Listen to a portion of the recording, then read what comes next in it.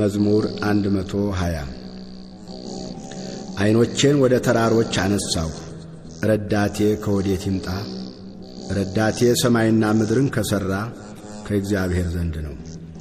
እግርህን ለመናወጥ አይሰጠውም፣ የሚጠብቅህም አይተኛም። እነሆ እስራኤልን የሚጠብቅ አይተኛም አያንቀላፋምም።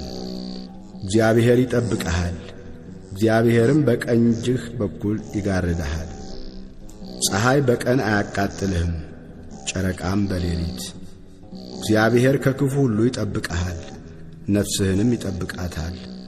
ከዛሬ ጀምሮ እስከ ዘላለም እግዚአብሔር መውጣትህንና መግባትህን ይጠብቃል።